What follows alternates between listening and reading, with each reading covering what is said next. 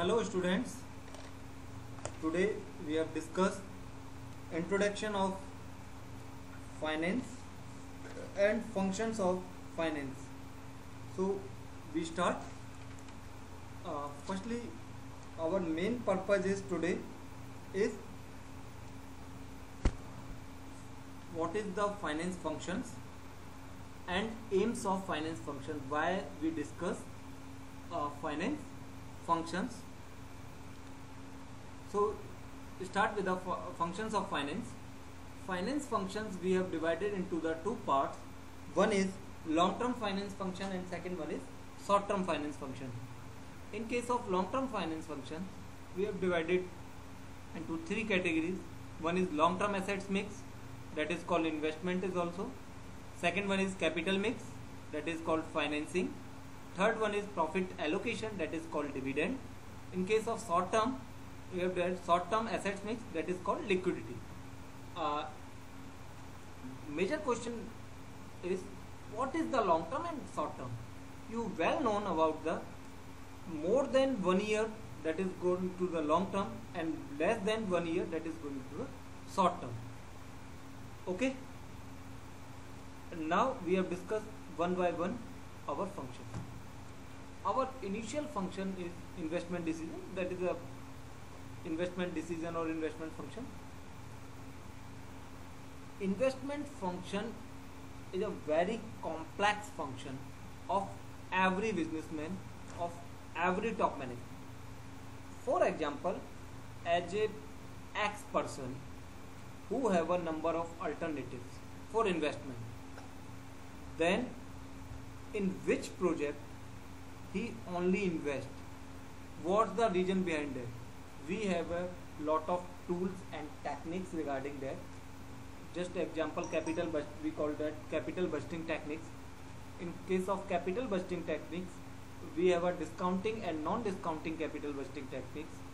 Discounting capital budgeting techniques we have discussed in second module, that is name is net present value, internal rate of return, profitability index.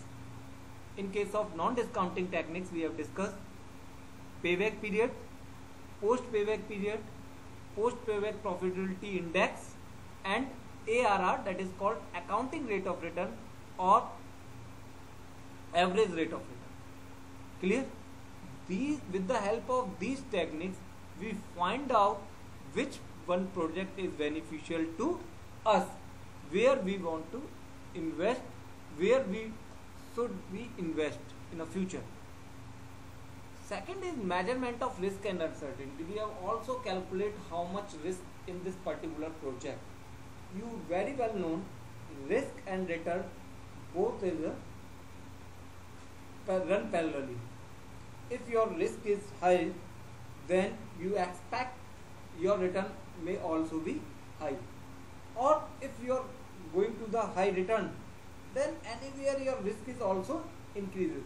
So you may create a very good relationship between the risk and return, where not too much have a high risk and not too much have a low return, because we require a balancing return with a balancing risk, or we can say calculative risk. In the future we have decided to take calculative risk. Third one is buy or lease decisions. For investment proposals, we go to the capital budgeting or capital investment, or goes to the lease, to the rental.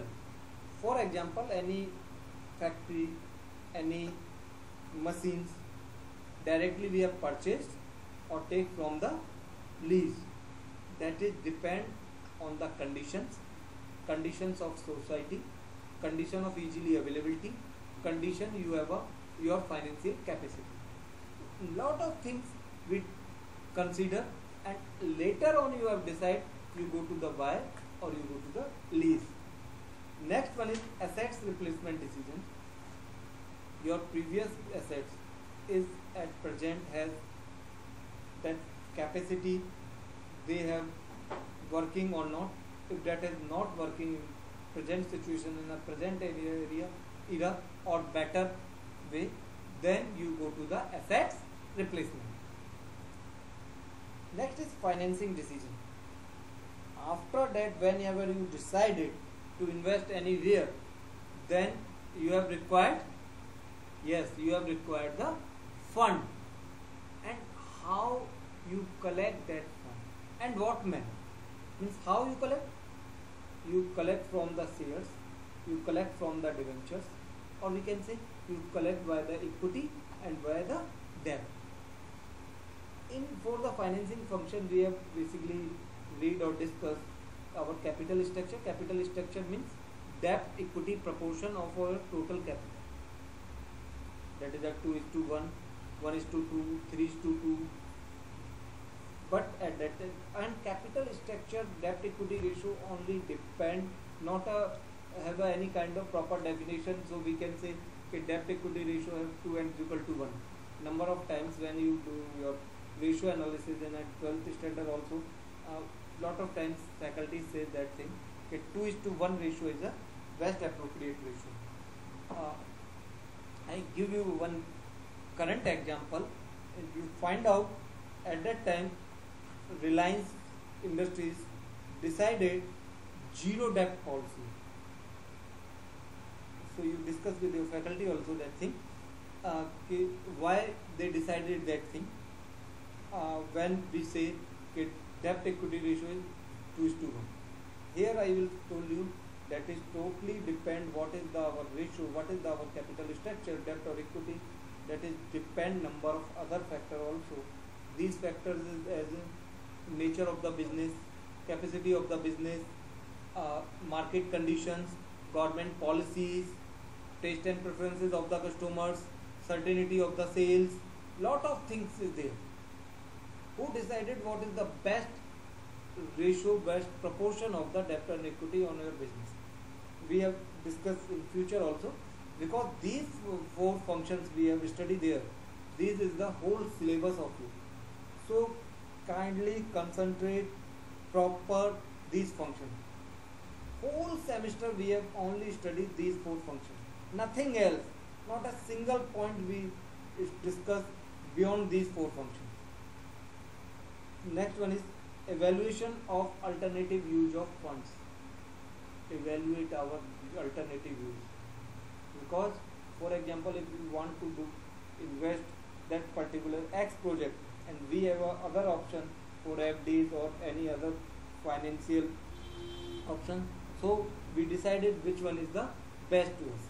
Next one is financial leverage. Financial leverage means you also discuss. Anyone told me what is the meaning of leverage? In case of physics, leverage means multiple of your force. In case of financial leverage, with the help of financial leverage, you multiply your profit.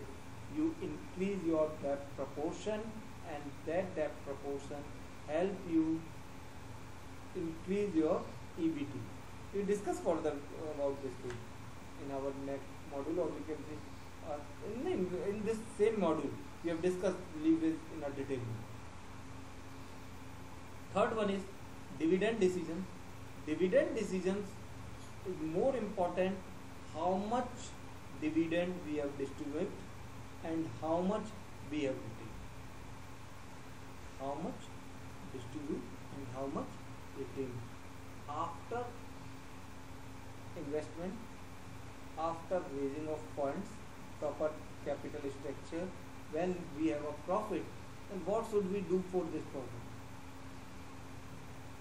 We have a 2 options. We distribute to our shareholders or we return to our business. You have a option, some part is distribute, some part is retain, whole part is distribute and whole part is retain. These 3 options you have. So you decide what you do, and that is depend on your future needs.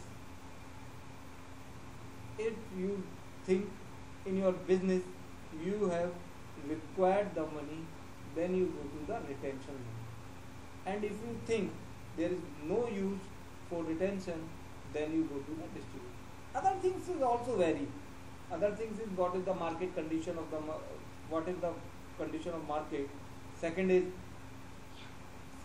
how your investors react for this kind of conditions. Uh, the needs of the investors also we show. Clear? And here is also retention ratio.